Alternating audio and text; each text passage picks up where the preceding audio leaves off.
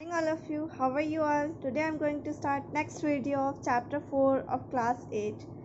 तो last class में हम लोगों ने मेटल और नॉन मेटल के फिजिकल प्रॉपर्टीज़ के बारे में पढ़ा था, दोनों में डिफरेंस भी और टेबल में पढ़ लिया था। अब हम लोग को कार्बन ए स्पेशल एलिमेंट के बारे में पढ़ना है। कार्बन जो कि बहुत इंपॉर्टेंट पार्ट है हमारे लाइफ के लिए भी, हमारे डे टू डे लाइफ के लिए भी, ठीक है। तो उसी के बारे में पढ़ना है। कार्बन क्या है? नॉन मेटल है, ठीक है।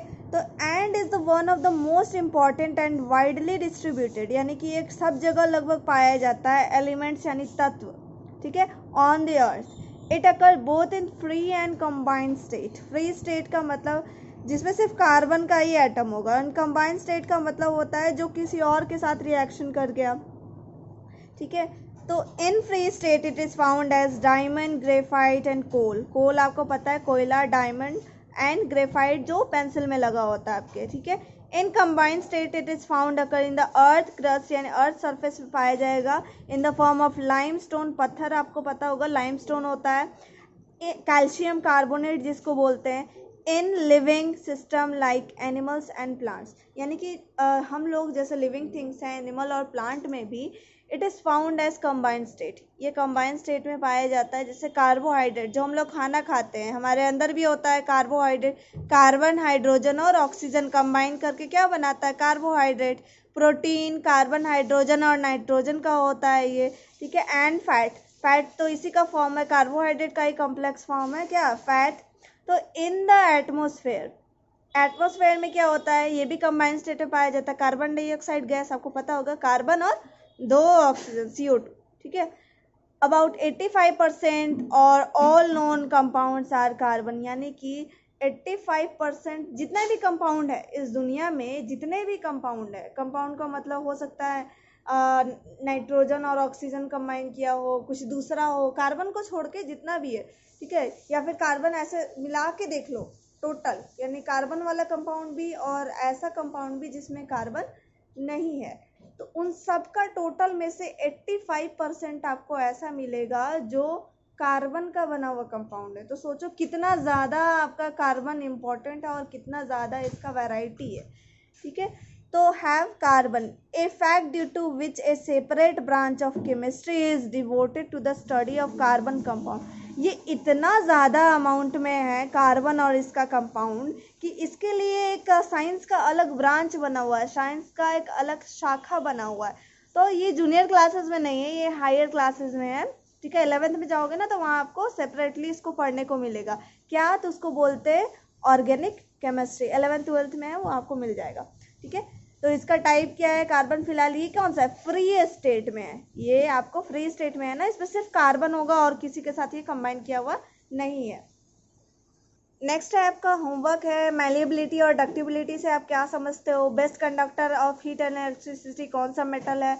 और कॉपर को ही क्यों यूज़ किया जाता है इलेक्ट्रिक वायर से? यार शायद मैंने आपको पहले ही बताया था, पहले वाले प्रीवियस क्लास में बताया था, ठीक है। नेक्स्ट है केमिकल प्रॉपर्टीज़ ऑफ मेटल, जो कि बहुत इंपॉर्टेंट है। फिजिकल प्रॉपर्टीज़ आसान होता है लेकिन थोड़ा मुश्किल होता है मेटल्स का केमिकल प्रॉपर्टीज, मेटल क्या नॉन मेटल का भी, ठीक है।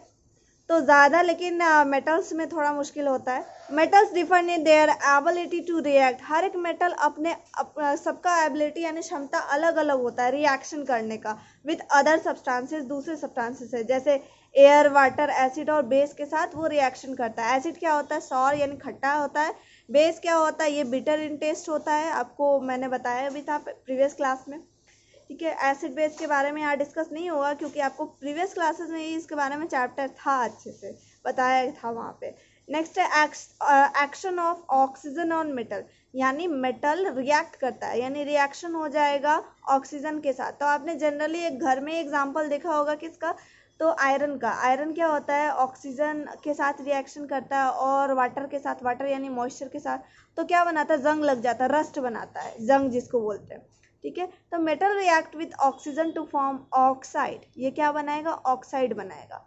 तो वो जिस भी मेटल का होगा तो उसको उसका ऑक्साइड बोला जाएगा। Which are generally basic in nature, ये क्या होगा? बेसिक होगा नेचर में, यानी बिटर होगा टेस्ट पे। और रेड लिटमस पेपर को किसमें चेंज कर देगा? ब्लू। आपको मैंने बताया था क्या कि एसिड डेंजरस होता है, ठीक है। तो एसिड, ये ट्रिक था याद करने के लिए, मैंने बताया भी था प्रीवियस क्लासेस में। एसिड रेड होता है, तो सॉरी, एसिड क्या करता है, डेंजरस होता है ज़्यादातर, तो माइल्ड वाला नहीं, जो हार्ड एसिड होता है वो डेंजरस होता है। तो ये क्या कर देगा, ब्लू को रेड में चेंज कर देगा, लिटमस पेपर को ब्लू टू रेड, और इंडिकेट क्या करेगा, खतरा है रेड, क्योंकि रेड में चेंज कर दिया ना। और ये क्या है, बेस, ठीक है। तो बेस क्या करता है, रेड लिटमस पेपर को ब्लू में चेंज कर देता है, ठीक है। तो ये क्या है इसका, ये किसका साइन है, ये किसका सिंबल है, मैग्नीशियम का। तो दो मैग्नीशियम का एटम दो ऑक्सीजन के एटम के साथ, या फिर कहो एक मॉलिक्यूल के ऑक्सीजन के साथ रिएक्शन कर गया, तो ये बनाया आपका मैग्नीशियम ऑक्साइड। मैंने भी बोला था कि जिस भी मेटल का बनेगा उसी का ऑक्साइड होगा। तो किसका बना, मैग्नीशियम का बना, ऑक्सीजन के साथ रिएक्ट कर गया, तो क्या बोलेंगे, मैग्नीशियम ऑक्साइड। ये क्या है, Na किसका सिंबल होता है, सोडियम का। तो सोडियम ऑक्सीजन के साथ रिएक्ट कर गया, क्या बनाया, सोडियम ऑक्साइड, ठीक है। जिंक हो गया, ऑक्सीजन के साथ रिएक्शन किया, क्या बनाएगा, जिंक ऑक्साइड। तो जिस भी मेटल का होगा उसका ऑक्साइड बनाएगा। देखो ये कैसे हो रहा है, मैग्नीशियम बर्न्स इन एयर, ठीक है। तो मैग्नीशियम का रिबन आता है एक, तो रिबन को आप जलाओगे ना एयर में, तो क्या देगा, वाइट लाइट देगा, ठीक है। और ये जो धुआं होगा कुछ देर बाद ये राख में जो चेंज हो जाएगा, वो राख क्या होगा, ऐश बोलते हैं राख को, है ना, आपको पता होगा क्या है, ऐश। तो ऐश जो चेंज होगा वो क्या होगा, यही मैग्नीशियम ऑक्साइड, ठीक है। क्यों, आपको पता है ना, कोई भी चीज़ जलता है तो किसके प्रेजेंस में जलता है, ऑक्सीजन के, बिना ऑक्सीजन के तो जल नहीं सकता। इसका क्या मतलब, वो ऑक्सीजन के साथ रिएक्शन कर रहा है, रिएक्ट करके उसके साथ मिलके कोई नया कंपाउंड बना रहा है, ठीक है। तो नया कंपाउंड क्या बनाया, वही मैग्नीशियम ऑक्साइड।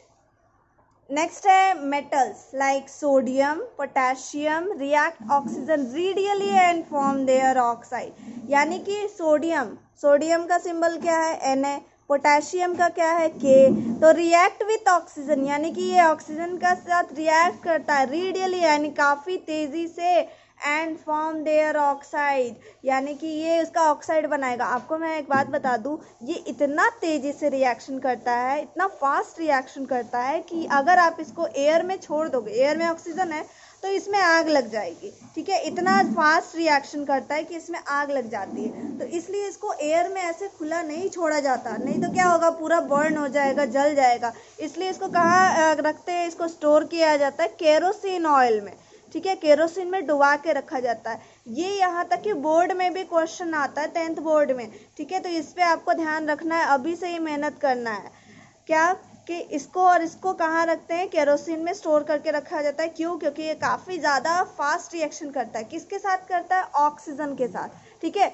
मैग्नीशियम आयरन का सिंबल क्या होता है, Fe, ठीक है। मैग्नीशियम का Mg एंड एल्युमिनियम का Al, ठीक है। रिएक्ट स्लोली विथ ऑक्सीजन, धीरे धीरे रिएक्शन करता है। Well left expose to air for a long time they get tarnished. Tarnish का मतलब क्या हुआ, लूज देयर लस्टर क्या, शाइन, इसका शाइन खत्म हो जाएगा। जैसे आपने एल्युमिनियम का बर्तन देखा होगा घर में, क्या है, तो वो स्टार्टिंग में जब नया नया आता है तो काफ़ी वो चमकता है, लेकिन कुछ टाइम बाद उसको ऐसे ही छोड़ दिया जाता है, मतलब यूज़ में रहेगा तो वो क्या होगा, कुछ समय बाद उसका शाइन चला जाता है, वो थोड़ा थोड़ा ब्लैकिश लगने लगता है, काला लगने लगता है। क्यों ऐसा होता है, क्योंकि वो ऑक्सीजन के साथ रिएक्ट किया, धीरे धीरे रिएक्ट किया, इतना फास्ट नहीं किया कि उसमें आग लग जाए, जैसे क्या कर रहा था, सोडियम और पोटेशियम कर रहा था, वैसे नहीं होता, धीरे धीरे रिएक्शन करता है। तो इसका क्या होता है, उसके ऊपर एक लेयर बन जाता है, यानी मान लिया जाए ये प्लेट है, तो इस पूरे प्लेट के ऊपर क्या होगा, एक लेयर बन जाएगा, ऑक्सीजन के साथ जो रिएक्शन किया उस कंपाउंड का लेयर बन जाएगा।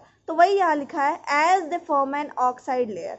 तो ऑक्साइड लेयर किसका लेयर, तो जिसका वो मेटल होगा, यानी कि अगर मैग्नीशियम का है तो मैग्नीशियम ऑक्साइड का लेयर, आयरन है तो आयरन ऑक्साइड को हम लोग क्या बोलते हैं, रस्ट, यानी जंग, ठीक है। एल्युमिनियम, और एक और बात, आपको ये नहीं हर जगह रस्ट टर्म नहीं यूज करना है, जंग का जो रस्ट का टर्म होता है, ऑक्साइड जो बनता है, वो सिर्फ आयरन के लिए यूज किया जाता है और कहीं नहीं, ठीक है। तो ये गलती मत करना कि हर जगह रस्ट हो गया, नहीं।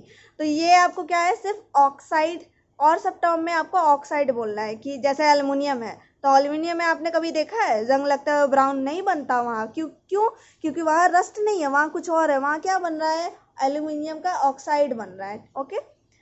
तो on them as a result of reaction with oxygen present in air. तो ये क्या हो गया, वो ऑक्सीजन के साथ रिएक्ट किया और यहीं पे चिपका रह गया।